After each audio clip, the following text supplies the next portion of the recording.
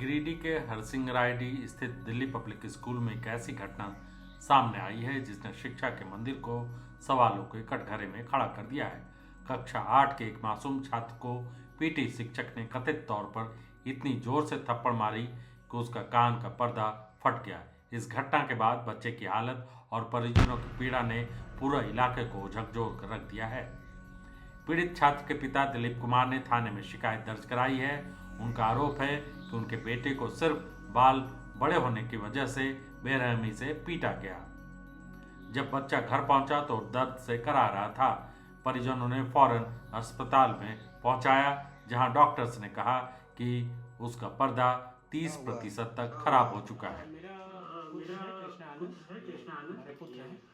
Delhi public school में class 8 में पढ़ते हैं। शनिवार 14 फरवरी के दिन जो है असेंबली के दौरान एक टीचर हैं, अली राजा नाम है उनके द्वारा अचानक से इनके कान पर एक जोरदार थप्पड़ मारा गया। उसके बाद जो है ये बता रहे थे हमको जोरदार थप्पड़ मारा गया। फिर ये स्कूल से जब वापस आए तो घर पे जानकारी दिए कि स्कूल में मेरे साथ ऐसा ऐसा हुआ है। फिर इसको लेकर के हम गए सदर हॉस्पिटल में डॉक्टर साहब जो है ईएनटी विशेषज्ञ को रेफर कर दिए।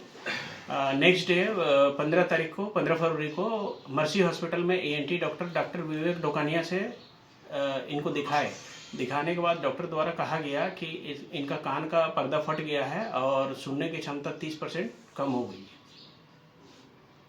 क्या मांग करते हैं आप लोग? इस पर उचित न्याय मिलना चाहिए सर। किस तरह बच्चे का भविष्य का सवाल है सर। आपने आवेदन भी कहीं दिया है? मैंने कल थाना में यानी 17 फरवरी 2026 को कल शाम 7:30 बजे संध्या के आसपास में थाना में एक आवेदन दिया है। बच्चे का क्या नाम है? बच्चे का नाम कृष्णा आनंद है। कौन से क्लास में पढ़ता है? क्लास 8। कौन सा स्कूल है? जी, कौन सा स्कूल में? Delhi public school. स्कूल प्रबंधन ने भी आपसे संपर्क किया? हाँ, स्कूल प्रबंधन से संपर्क किया जब मैंने घटना की जानकारी दी 15 फरवरी को। कि पहले तो 14 फरवरी को जब मुझे घर पे सूचना मिली बच्चे के द्वारा, उसी दिन मैंने प्रिंसिपल को इसकी सूचना दी और साथ ही स्कूल के एक एडमिनिस्ट्रेटिव स्टाफ हैं, गुंजन कुमार सिंह उनका नाम है, उनको भी फ़ोन के माध्यम से सूचना दी। उसके बाद 15 फरवरी को कंफर्मेशन जब मिला डॉक्टर के द्वारा, जब बताया गया कि इनका कान का पर्दा फट गया है, तो प्रिंसिपल मैडम को जो है वहाँ के प्रिंसिपल मैडम हैं डॉक्टर सोनी तिवारी, उनको मैंने व्हाट्सएप के माध्यम से सूचना दी। 2-3 बार कॉल किया, कॉल नहीं रिसीव करने के बाद मैंने व्हाट्सएप के माध्यम से सूचना दे दी। लगभग व्हाट्सएप के माध्यम से सूचना देने के 1 घंटे के बाद जो है उनका कॉल हमारे पास आया कि ठीक है, आप पहले इलाज कराइए, उसके बाद हम लोग बात करेंगे। फिर 16 तारीख के शाम में जो है जो स्कूल के चेयरमैन हैं बलजीत सिंह सलूजा, उनके द्वारा उनके आवास पे बुलाया गया था। उनके आवास पे हम गए थे, साथ में हमारे भाई भी थे और अंकल थे। उनके द्वारा वहाँ से किसी भी तरह का कोई स्पष्ट आश्वासन नहीं मिला। उन्होंने कहा ठीक है, आप दिखाइए। उनका कहना है कि आपका इलाज करवाया जा रहा है, उनके स्कूल के द्वारा कराया जा रहा है। नहीं, ऐसा स्पष्ट किसी तरह का वो बोले कि आप जहाँ सेटिस्फाई हैं आप वहाँ दिखाइए, फिर हम लोग बाद में बात करते हैं।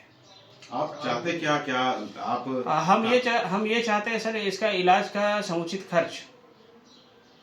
आप सिर्फ खर्च के लिए थाना में कंप्लेन किए हैं या फिर आप इंसाफ कार्रवाई के लिए सर, न्याय मिलना चाहिए सर, क्योंकि ये बच्चे का पूरा भविष्य का सवाल है सर। क्योंकि अमूमन देखा जाता है लोग कंप्लेन करने के बाद कंप्लेन वापस ले लेते हैं। जी, ज्यादातर केस में यही हुआ है कि कंप्लेन करने के बाद मीडिया में खबर चला और केस वापस। नहीं सर, वापस नहीं लेंगे सर। अभी जो संबंधित गार्जियन दिलीप कुमार हैं, जो कृष्ण आनंद के पिता हैं, उन्होंने एक मामले को लेकर मेरे पास आए। मैंने इस संबंध में एक जो आवेदन इन्होंने दिया है मुफस्सिल थाने में, तो मैंने मुफस्सिल थाने के प्रभारी से मैंने बात करने का प्रयास किया कि इस आवेदन पर अभी तक कोई कार्यवाही आगे बढ़ी है या नहीं है, लेकिन उन्होंने इस संबंध में कुछ बताने से इनकार किया।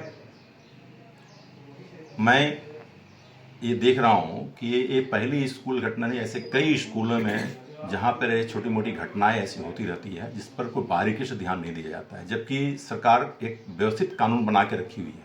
आरटी एक्ट के तहत भी इस पर अंकुश लगाया गया है, बाकी जो सेक्शन जुवेनाइल एक्ट है उस पर तो अंकुश लगाया गया ही है, लेकिन फिर भी लोग जो है सो इसको मानने को तैयार नहीं है। मेरा कहना है कि अगर गार्जियन ने अपने बच्चे की शिकायत थाने में की है तो इस पर सख्त से सख्त तुरंत कार्रवाई होनी चाहिए और FIR दर्ज होना चाहिए इमीडिएट, और प्रबंधन के खिलाफ और शिक्षक संबंधित शिक्षक के खिलाफ में कार्रवाई होनी चाहिए।